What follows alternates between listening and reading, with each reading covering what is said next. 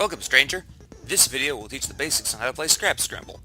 While most of the issues are covered in the rulebook, I shall use this video to put those into practice, giving you, the viewer, a visual example of what to expect while playing my game. This video is intended to answer any questions you may have about Scrap Scramble. Now, let's begin!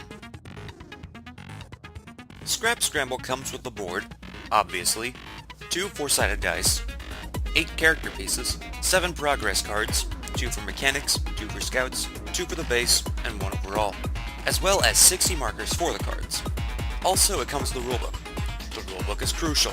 The rulebook is important. Read the rulebook. It tells you the rules. The setup for Scrap Scramble is pretty simple. Each player chooses a black piece to be their mechanic, and a white piece to be their scout. Don't worry about the colored dots on the pieces. If you want them to match, fair game. But they're just there to differentiate the pieces. Each player puts their pieces on the purple or orange base, depending on which team they're on. Next, each player will receive a chart to keep up with their pieces. The charts will have the name of each class, so don't worry. Each team should receive a base chart to add up their total parts. Finally, both teams receive 30 markers. These markers will help you keep track of the parts being carried. With age comes knowledge and wisdom. With that, the turn order is decided by age. The oldest player goes first, while the next oldest player goes second, etc., etc. The mechanic character will roll 1 4-sided die. The number that shows up is the maximum number of spaces they may move. If they roll a 3, they can choose to move only 1 or 2. They can move all 3 spaces if they want to, but no more. Not 4 spaces, not 5 spaces. That is obvious, but regardless. The scout, on the other hand, is limited to the number they roll, but they are allowed to roll a second die to add to their first roll. For instance, if a scout rolls a 3, they may choose to either move 3 spaces or roll a second die. If they roll a 4 on the second die, they have to move 7 spaces. On top of that, the scout is also allowed to take the shortcut paths, which are marked with dotted lines.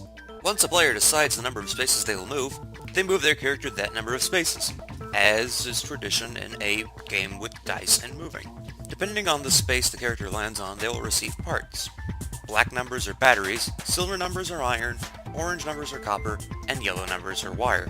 Green is energy, but we'll go over that later. The number on the space indicates how many pieces you will take. You may choose to take less, or none at all. The mechanic can hold no more than 25 pieces at a time, while the scout is limited to only 10 pieces. You are allowed to drop pieces if you want, but only at the start of your turn.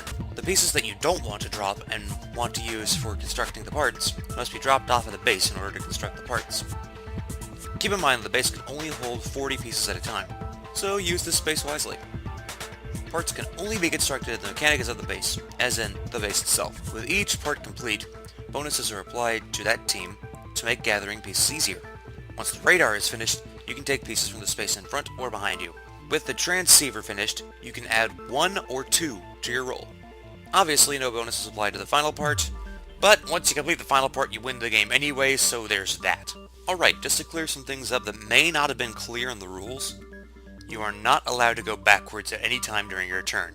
You are allowed to go backwards once your turn ends, though. This is put in place so you can't go back and forth between spaces in order to find the space that you want to land on. Also, the green parts, the energy parts, are basically wildcards. They can fill up the space of any part that you don't have. Hopefully this video has successfully explained the rules of Scrap Scramble fairly well, and cleared up any confusion and misconceptions that you may have had while reading the rules. And with that, hope you enjoy the game!